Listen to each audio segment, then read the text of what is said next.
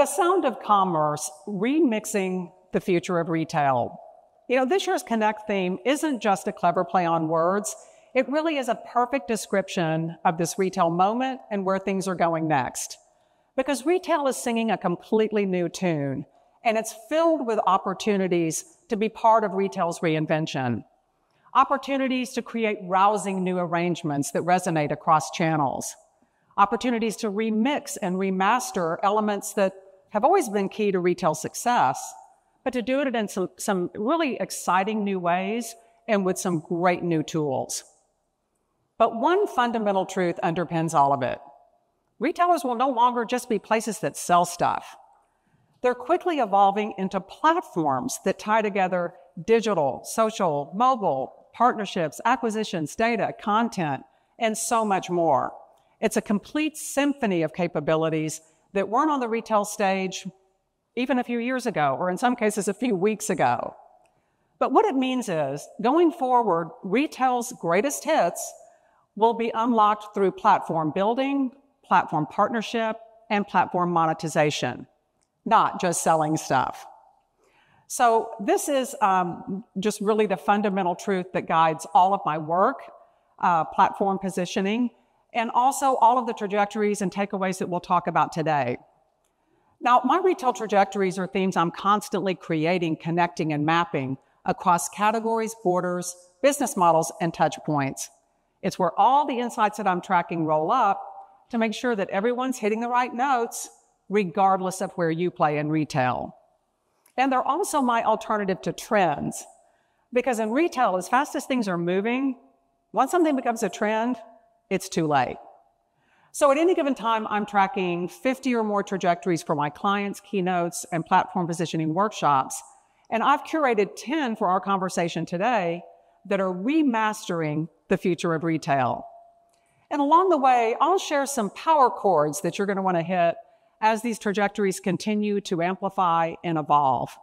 And after the session wraps up, Chris Capato with Kroger will join me for a duet to talk about how these trajectories are playing out in real time, and particularly in the critical areas that support product experience management. So let's crank up the volume. So we know that platform building, partnership, and monetization is what will drive retail forward, and that retailers will no longer just be places that sell stuff. Well, that's creating a new call to action that's our first trajectory. Diversify or die really is retail's new rule. Retailers right now are diversifying into healthcare, financial services, fulfillment, marketplaces, and so much more. And lack of diversification is actually the real reason why some retailers have struggled even to the point of bankruptcy. You've got Bed Bath & Beyond, Party City, Joann most recently, and of course many have come before them. So this has been a real struggle, really in lack of diversification, and more retailers and brands are diversifying to avoid that fate. Companies like Harry's, which of course is the men's shaving brand, they just changed their name to Mammoth Brands to allow the company to diversify and become a full-spectrum, multi-brand, multi-asset CPG company. Petco's rebranding to Petco Health and Wellness was a way for it to create an umbrella that allows it to expand into adjacent categories and also into services, which we'll talk more about in just a minute. But this diversification, really more than anything, is being driven, as Simon had pointed out, by consumers' elevated expectations, and particularly when it comes to convenience. And I have to say, sometimes retailers are responsible for elevating those expectations because they've just really been all over this.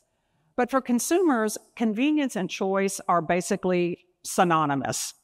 And that's why you've got, drive-through pickup, curbside pickup, home delivery, drone delivery, and the list just keeps growing.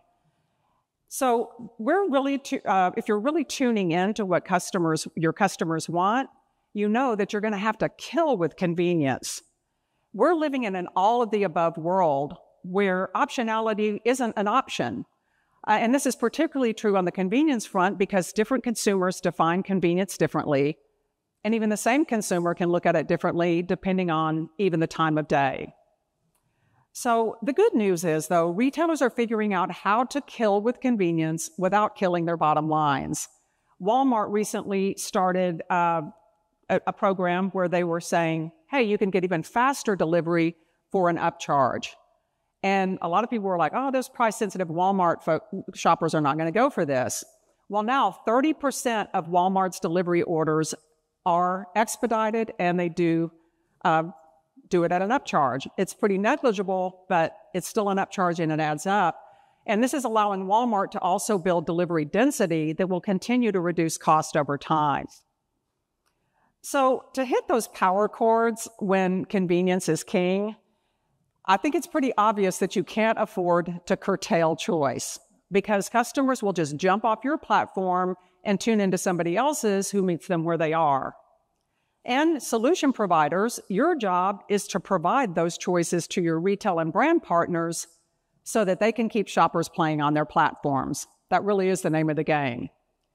And you got to know that sometimes convenience is going to be a conundrum where you're going to have to decide which of those same old songs you're still willing to keep playing, because your shoppers may want you to stick to the oldies, printed coupons, layaway, face-to-face interactions. So try to be patient as they get used to your new material, and know that in many cases you're not going to be able to rush that process. So some of that old school stuff is going to have to be in the mix.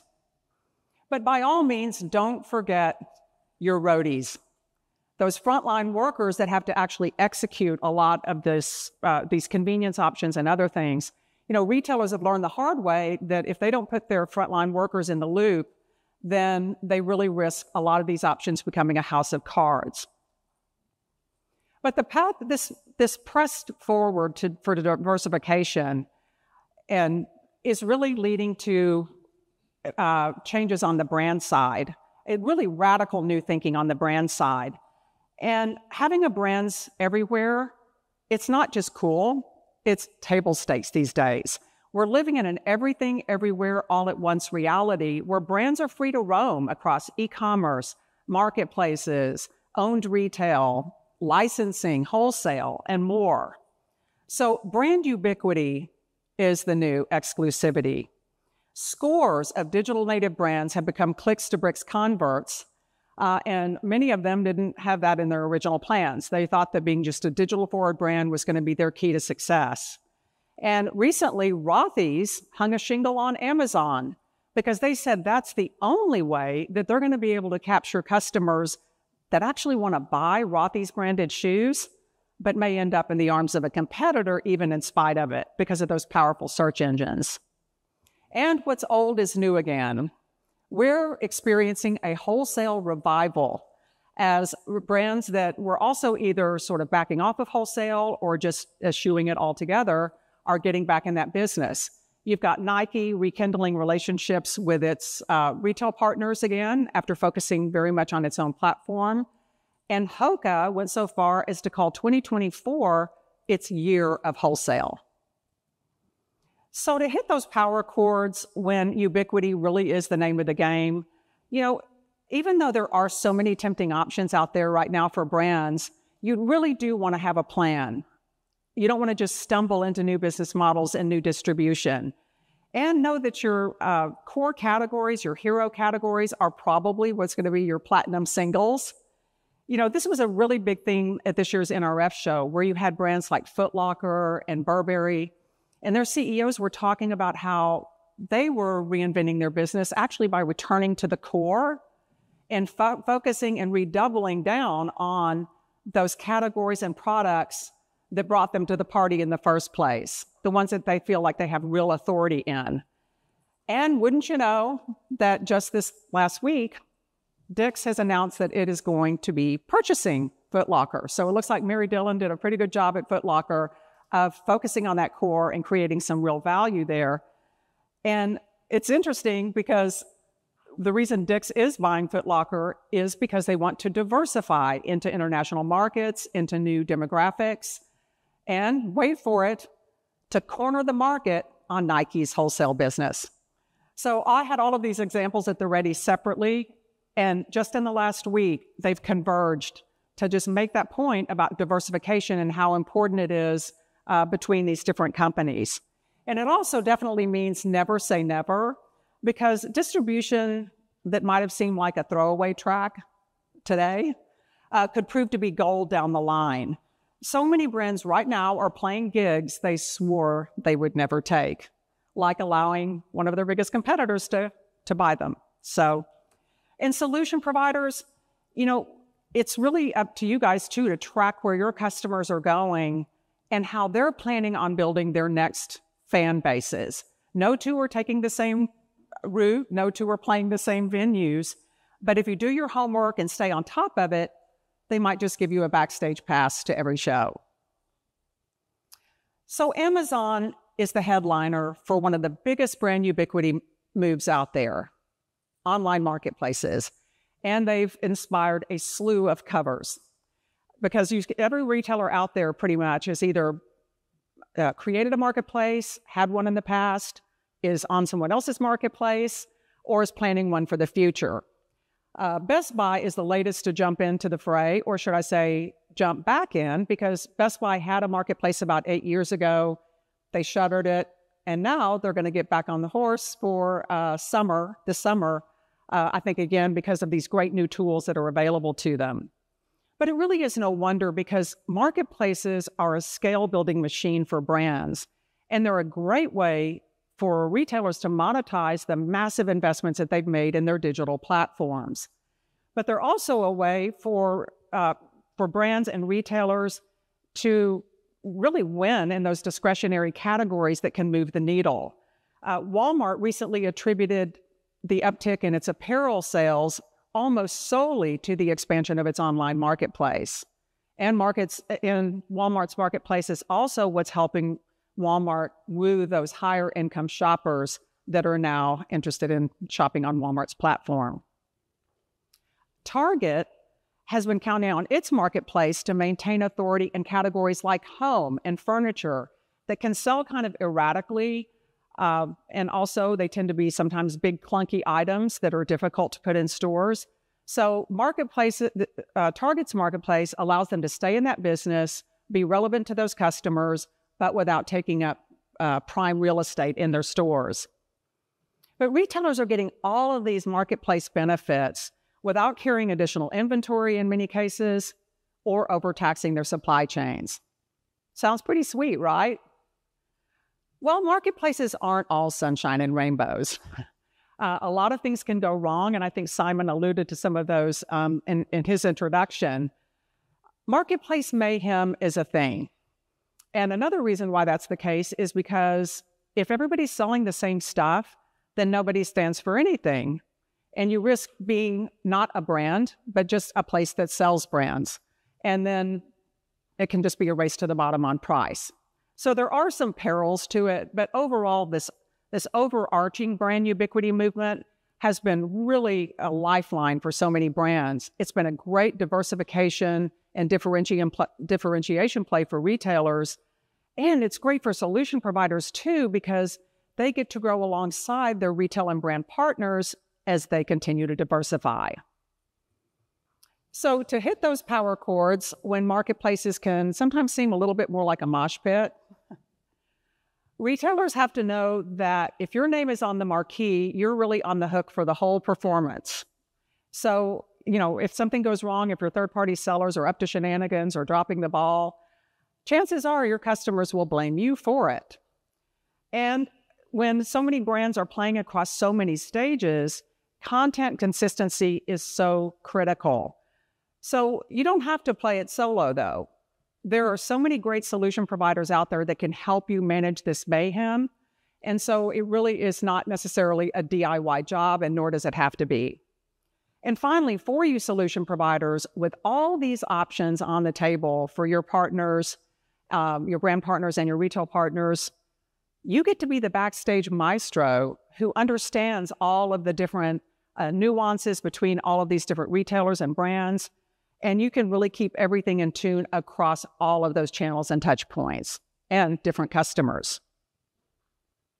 So we know that platform building is a big driver for retail going forward, that it's accelerating and it's giving brands and retailers a lot more room to move and groove. But let's talk for a minute about platform partnerships. One of the biggest questions keeping retailers awake at night is buy, build, or bridge. That is deciding when it makes more sense to make an outright acquisition, when to build solutions internally, or when to lean into those platform partnerships.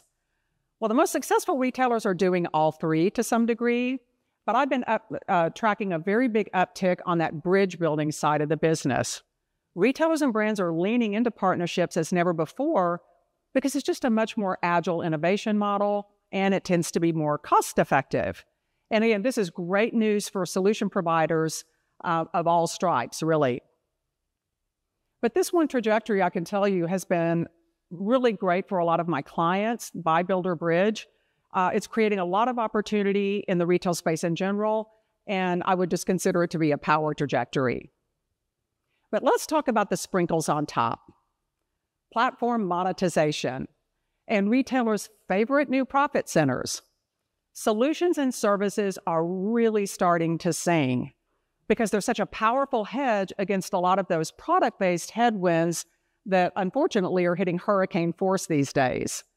Things like tariffs, supply chain snags, even theft, inflation, and so on. So solutions and services are a real solve for a lot of that, and they're also a solution for some of these lower margin categories that retailers are in. Things like grocery. You know, grocery is a great category for driving traffic, and that's why so many non-grocery retailers are trying to push into that business. But it operates with razor-thin margins, which I'm sure some of you are more than aware of. But it's really interesting how Walmart talked about this. For a while, they were talking about what they called unfavorable mix shifts. Translation, they were selling too many darn groceries. So you fast forward, and now John David Rainey, Walmart's chief financial officer, has started talking about how they are reshaping their profit composition and business mix through new growth drivers. Well, check out the list. Solutions and services to the rescue. These are the real profit proppers for retailers going forward.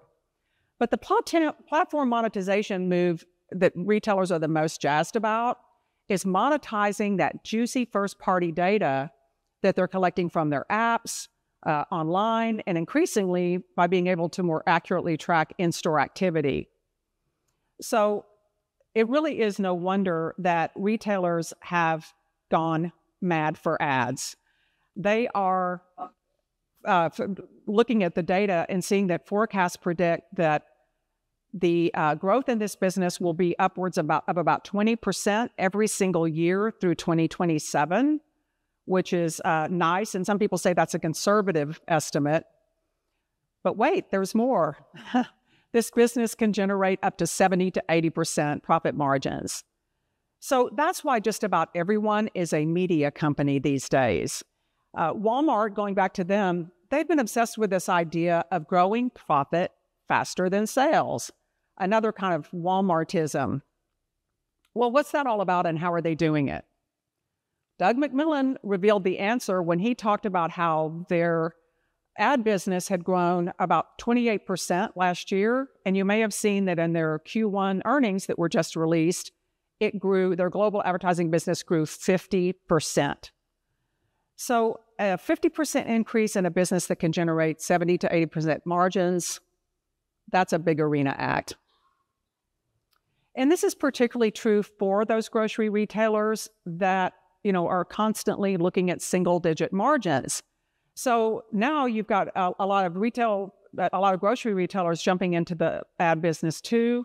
Some very sophisticated, deep internal ones like Kroger Precision Marketing and Albertsons Media Collective. They are turning it up to 11 on retail media. By the way, show of hands, who gets the reference on the slide? Anyone? Spinal Tap? Okay. Yay. Good for you. But in-store media is the next hot act because you can't ignore that up to 85% of transactions still happen in stores. So I've been saying that the store was the core in 2024, but the store will be coming alive in 2025 and beyond. But there are a few things that might slow down the in-store media piece just for the short term. First of all, customer experience. Jumping in the Wayback Machine, the early attempts at retail media basically had retailers turning everything over to brands and saying, hey, knock yourself out. So you had shelf talkers and flashing lights, and things got a little bit rowdy in the store. And retailers were starting to think that that was compromising customer experience rather than enhancing it. So they pulled all that back, and they're determined to rebuild it much more thoughtfully and using these more refined tools. And that's going to take time and money. Brands are realizing, though, that they also can't just plug and play existing assets like TV commercials into the store environment. I don't know about you, but I don't want to watch TV commercials while I'm grocery shopping. So content optimization on the brand side will also take time and resources. But how do you hit those power notes as retailers go mad for ads? Well, first of all, retailers or retail media experts tell me that the best retail media content is original content that's created specifically for the platforms that it will play on. And also content that educates and inspires, not just content that promotes. And I think it's pretty obvious that just recycled content from existing assets shouldn't make it onto your retail media playlist. And it's a fact that retailers do want to control customer experience, but brands want to control their brand message. This doesn't have to be a battle of the bands. If everybody gets together and agrees on guidelines and very early on, and especially agreeing on metrics. This is especially true in the retail media space because right when we thought we were getting to some universal metrics that everyone agreed on, everyone's changing it up. And as retailers have gotten their sea legs in this space, they're starting to come up with their own metrics that they prefer to use. So that's going to be a little bit of a moving target. But for solution providers that want to help build big bridges in the retail media space and beyond, I got to say, one-hit wonders need not apply. Retailers tell me that they want to work with companies that can check more than a couple of boxes and those that will also stay with them until they get their encore. So no more set it and forget it. And as services start to take center stage, it's important to know that product suppliers won't always be the headliner. So you have to think about how your products and brands harmonize with retailers' overarching platform goals, and also know that no two are looking at it the same way. But clearly, there's a big shift underway as products, sort of become a little bit more parenthetical, and as non-product growth opportunities become the next wave in retail. This is going to change how retail success is measured, and even how retail itself is defined. So let's change the tempo with some happy news. The rumors of the demise of brick and mortar have been greatly exaggerated. In fact, the digital rethinking of physical retail that I've been forecasting for years is really hitting full steam right now. And some of that is due to the retail media piece that we talked about a minute ago and how it's migrating into stores. But either way, smart screens, digital displays, digital price tags, shelf tags, smart carts, smart cart sensors, all of this is coming to a store near you if it hasn't already. But retailers will increasingly expect all of this to create a calmer, more orchestral experience. No more thrash metal. And it's very clear either way that bricks will definitely have some new tricks. And stores are going to become very dynamic with price changes on the fly, content changes on the fly, the retail media piece. And the days of retailers tweaking everything and rehearsing until everything's perfect, those are also going by the wayside because retail is evolving from a test and launch sensibility to launch and learn. Retailers are putting stuff out there, they're riffing before things are ready. And that's intentional because they want to try these concepts out on shoppers and, get it out there quickly and, fail fast if needed. But of course, a lot of these tricks will be fueled by AI, and particularly as the potential for hyper-personalization becomes an actual reality, and one that I can tell you retailers are super excited about on the AI front. But then you have another question. Are you going to be a brand or a bot? Because a lot of the opportunity going forward isn't going to be about high-tech replacing high-touch experiences. It's going to be about high-tech driving those high-touch experiences. And as we move from generative AI to agentic AI and on to physical AI and beyond, human intervention will actually be more important than ever. It'll just take different forms. So with all of these new tricks being unleashed in retail, the dynamism of retail and all of this launch and learn cadence is going to hit speed metal levels. So your old instruments may not be able to keep up. And along with that, product data will need to be optimized to make sure that products are discoverable and recommendable, not just by traditional search engines, but by a lot of these third-party AI agents that everyone's tracking right now. And the two standards are very, very different. And I think we're just in the very, very embryonic stages of figuring out how to manage those differences. But either way, scaling and failing fast will be the order of the day. And as AI becomes even more pervasive and democratized, everybody will have access to the same tools. So how will you stand out? Well, winning brands aren't going to just keep chasing followers and let AI take over from there. When your competitors are turning to auto-tune, your differentiation and your way to rock the house will be to build communities that are rooted in authenticity, trust, and two-way conversations. It's a lot more work, but I think it'll definitely be worth it. Chris Capato from Kroger with us, and I'll leave it to you to tell us a little bit more about your role at Kroger. Yeah, sure. So thank you for having me today or being part of this. I think it's a great thing to be here and be present with so many suppliers and everyone. I lead the data integrity and item setup teams for Kroger, which involves a lot, right? Because we're both digital and brick and mortar, obviously. But I have teams that are around item setup, item projects and changes. Then I also have a data quality team, a team that works on our delivery services, and then also shelf tags and emergency price changes and all of that good stuff. So it's a very large team of close to 200 people that just have a key role in the execution of doing what we do for Kroger. So it's great. Wow. And a very fast evolving area, I can imagine. Very.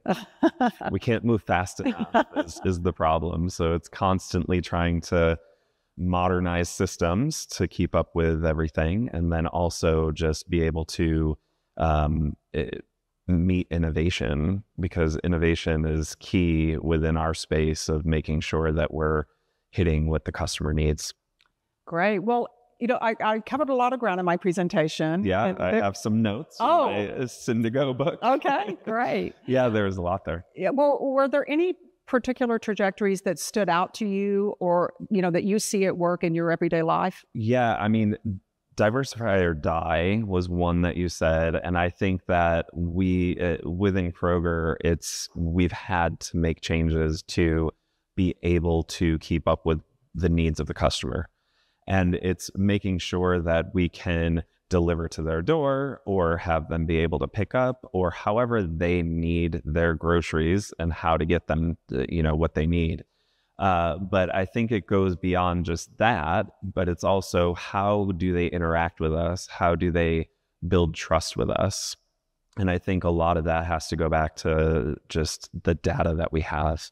It's so important, because if we're losing trust with the customer, then they're going to go somewhere else to buy what they need. If they can't go online and get all the information that they really need to make a decision on an item, and they have to go somewhere else to find out more information, then they're not going to come back to us to buy it.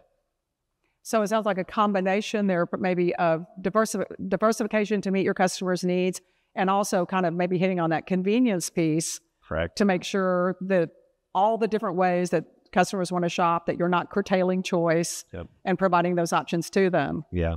And it's that balance between e-commerce and brick and mortar, because you have to have the data that you're showing on e-commerce, you have to be showing that same in brick and mortar. The shelf tags need to match what you're talking about. And that's something that we're constantly looking at and working on from a data quality standpoint, and enhancing what are we choosing to show and how are we choosing to show it. So, well, let me ask you a loaded question on that front. I mean, I think one of the big issues there can be pricing. And how are you managing that when there, sometimes there can be backlash from shoppers when there's discrepancies between online and in store? I see a big smile. You've been reading the news. That just happened this past week, right? Oh. And I mean, I won't lie about it. We were called out on that the pricing on the shelf tag was not ringing up properly from the POS system. And that was something, it's all about execution, right? And I immediately, when I saw that article, was going to my team, going, what happened? Let's dig into this.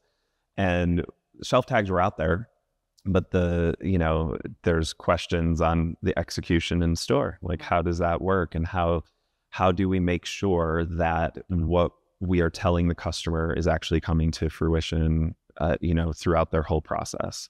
And I think that's where it's very key to figure out how we make sure we all work together to get the customers all that information that they want and need. Yeah, and I guess imagine too that, different customers have greater tolerance for those price changes than others do, and sort of calibrating that too. Well, they're not going to say if it went down in price, right? It's when it's not meeting the mark, when it's a different price that's higher. So that's definitely something we don't ever want to happen. And obviously complexity of having such a large business, that execution is key. Yeah. Well, one thing that I don't think it's talked enough about with all of the buzzy topics that are happening in retail right now are just the new collaborative models, especially when we talk about this buy, build, or bridge, working more and more with outside partners to make things happen, needing to get buy-in from internal teams that are in many retail organizations just kind of spinning, and people are constantly changing roles. So do you have any insights or best practices when it comes to these new collaborative models that need to be at work, not only for internal collaboration, but also for external with partners? I think you're probably going to hear the word trust from me a lot, because I think there's a trust that spans across everything. It spans between, even you and I have trust right now in each other, right? There's that trust from the supplier to Kroger, from Kroger to the customer, from Kroger to the supplier, and trusting all of those pieces, they have to come together. So when we're talking about even our partnership with Syndigo on the new Kia platform that we've built, within getting our item data into Kroger, which just officially launched this week, but it's making that path of trust between the suppliers to us, from us to the customer. And I think that a lot of that has to come down to how we can work with our partners and understand, like, just be transparent with me from cost to functionality and all of that. I think it's just that trust that we can partner together properly. So trust both on internally and externally, building it. Definitely. And I think probably building it in record time, again, because it's kind of a revolving door of new partners and new people moving around the organization. Yep. That's great. Great way to boil it down. Well, I wanted to ask you if, we have, I think, a really diverse audience here in terms of the different categories and different roles and even different business models. What would you say is the biggest mind shift that you think needs to happen to remaster and remix retail for the future, regardless of the roles, regardless of the category? The biggest shift that we need to do is making sure there's efficiency within all the processes. I think that what holds us up is when you talk innovation, when you talk about like where we need to get to because we need to move very fast, It's about making sure we have that foundational data ready to go at the fly. So one of the hardest things that we have spanning across categories and everything is when there's some new piece of information that's needed, how do we go get it? And I think that bringing that piece together, making sure your foundation is set really clean, is one of the most important things to be able to be nimble and move into innovative ways of working. So it goes back to just kind of binding the core. And it's such a cliche in the data world to say garbage in, garbage out. But it is. It's so true that it sounds like that might be a little bit of what you're alluding to, is keeping a clean foundation on which to build all of these shiny new things. Yeah. And it's again, going back to trust, right? It's making sure there have been times where we felt that whole garbage in, garbage out. So we took control of it. And we said, okay, well, we're just going to do the data ourselves. We're going to go get images and like type in all the information, right? Rather than trust the supplier. And I think that shift has happened over the last few years, at least in my eyes from where I sit. I feel like there are now, the brands have taken ownership of their data. And if we don't use that, it's a big mess, because they have the passion for their data. They have the passion for their brand, excuse me, and everything around their brand equity and all of that. So there's definitely a shift of going back to say, supplier, you're the one that we're going to look at for this data. And there's accountability to that as well, right? Because if we're going to say this is on you, then if there's a problem, we're going to expect a quick reaction to that. And I have to say, you summed it up perfectly before, that goes back to trust, because you're trusting your suppliers instead of micromanaging, right? And saying, I'm trusting you guys to get this right, so that we can go on and do the things that we do best. That's how I lead my team. I'm like, I'm going to trust you. You are going to do this